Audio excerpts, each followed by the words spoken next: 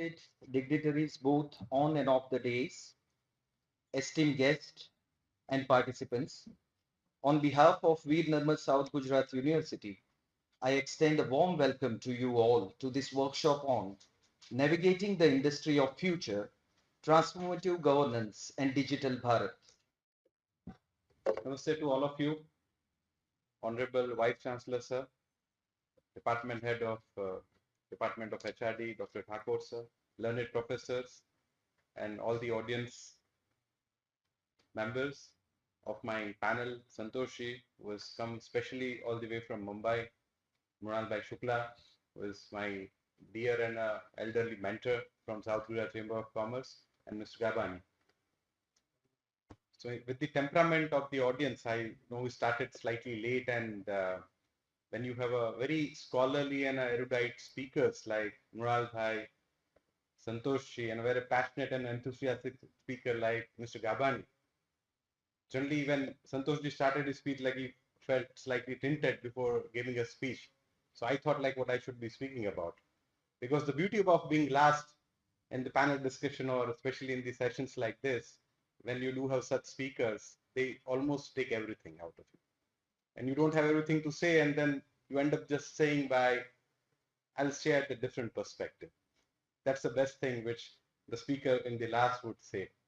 But when Mr. Bhavesh talked to me and requested for the session, wonderful in the theme of the how navigating the industry of future with the context of transformation in the governance and the digital Bharat.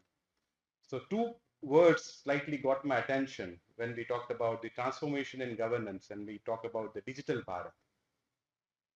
I hope the very learned audience and they are aware about what the transformation is all about, but transformation is slightly different than the change. Generally, whenever we feel any kind of a challenge, whether it's the geopolitical scenario, whether it's the health scenario or any demographic ecosystem, whenever we feel any kind of change or challenge, the change comes through that pedagogy. And transformation is more on the strategic side when we literally want to change the entire strategy and the culture of the respective businesses, respective organizations, or respective ecosystem. So we are more talking about the strategic aspect rather than the operational aspect of this transformation in government. And we are also talking about digital Bharat. My learned speaker Mrunal Bhai and Santoshi very well described that what's the difference between the India and Bharat, how India is also growing, but at the same time, if you talk about the rural economy, how the Bharat is growing exponentially. And when we are talking about the significance of both India and Bharat, because I truly believe that the significance of truth is more than the significance of the fact. And we are running the industry, we are representing the industry. So in industry, we are more focused on the data and the analytics and the ecosystem, how it's being presented to us. But if I may allow to give the example of the iceberg, and the most famous example of that iceberg is the hit of a Titanic. Because if you are aware about the iceberg, it's only of the 10 to 20% iceberg is there in the surface of the sea. Rest 80 to 90%, it's below the surface level, which we can't see from the naked eye. So truth and fact lies like this, especially we talk about the industry or when we talk about the business. And especially the truth, which is more, and I start with the good news. And today you might have read in the news that the World Bank has projected the growth rate of India is 7.2% in the comparison of the entire Asian countries of the Asian development countries. If we talk about, it's only 6.2%. So which is a very good news for India, and it's a news of today.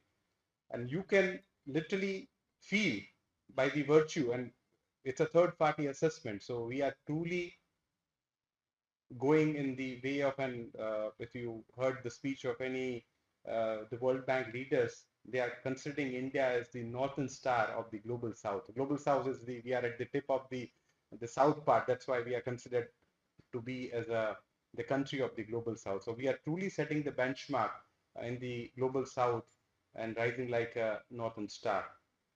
when we are talking about the economy of scale, the world's largest economy by 2047, which is not, it's a humongous task, it's an ambitious task, and it's not going to be happen on its own.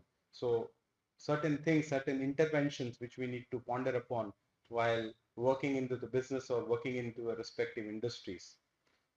Santoshji has also mentioned about the industry 4.0. So what I foresee industry 4.0 is more about how we are embracing the existing technology, the rise of the generative AI. We do have the fellow members from the IT, how we are leveraging upon the generative artificial intelligence and machine learning into our businesses by moving forward from the traditional operational methods of running the industry and the respective manufacturing process, and now leveraging more upon the benefits and notions of the artificial intelligence and the machine learning part.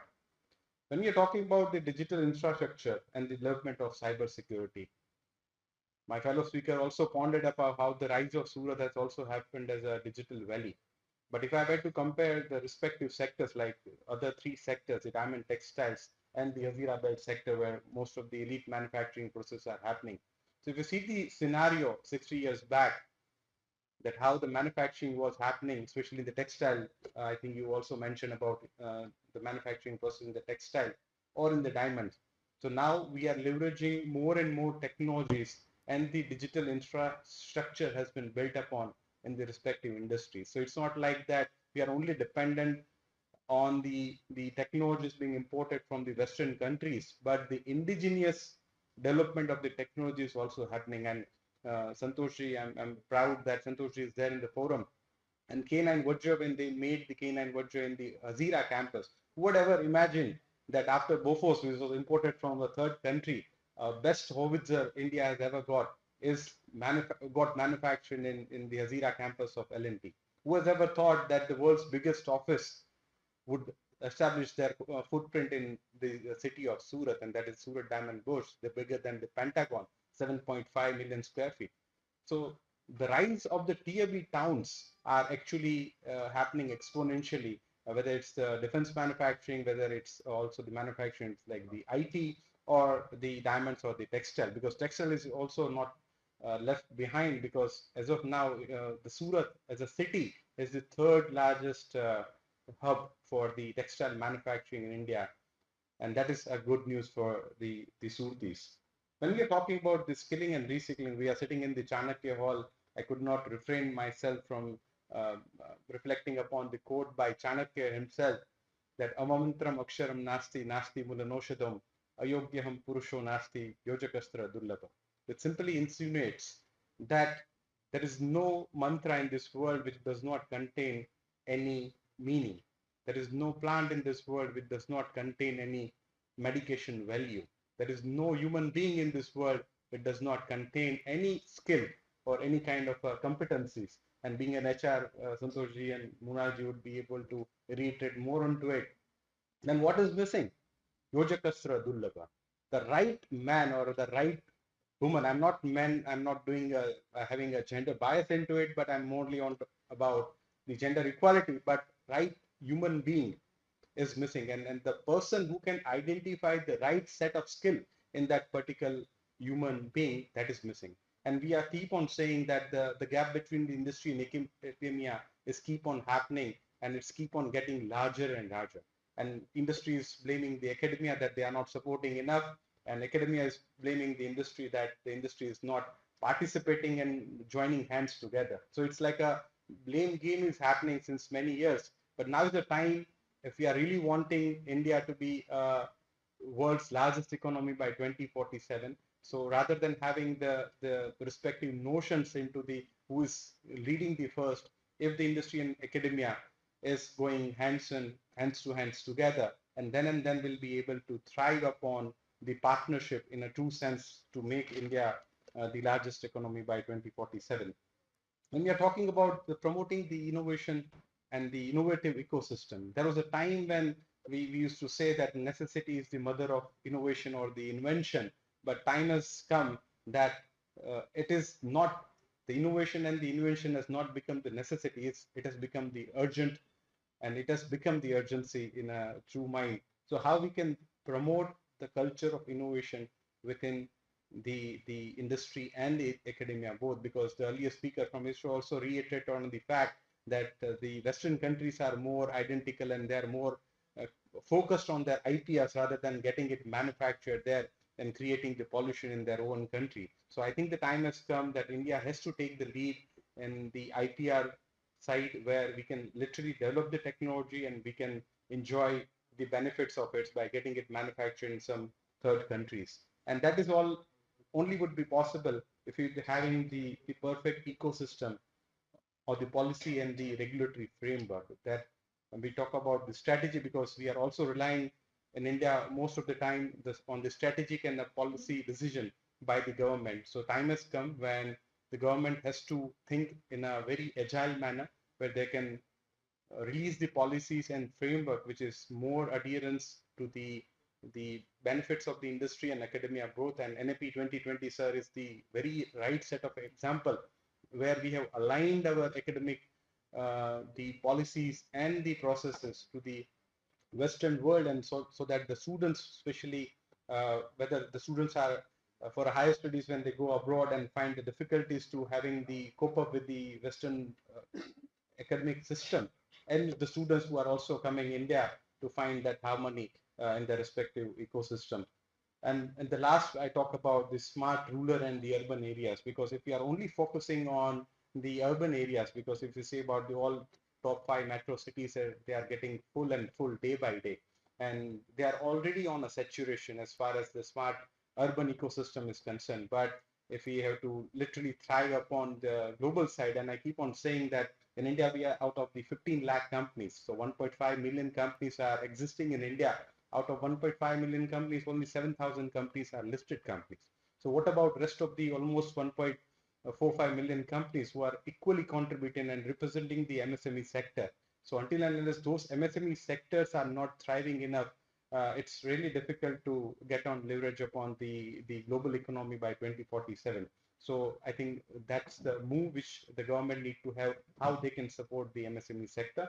And at the end, I would just say that by if we literally want to have that transformation in the governance and make India as a digital leader, by embracing these strategies, India can navigate the industry of the future within the framework of transformative governance and digital Bharat, positioning itself as a global leader in technological innovation, sustainable development, and inclusive growth. Addressing these dimensions, we can effectively navigate the industry of the future, fostering innovation, competitiveness, sustainable growth in the digital age. And I'll just conclude my remarks by saying that the test of our progress is not whether we add more to the abundance of those who have much, but it is whether we provide enough to those who have too little. Thank you very much.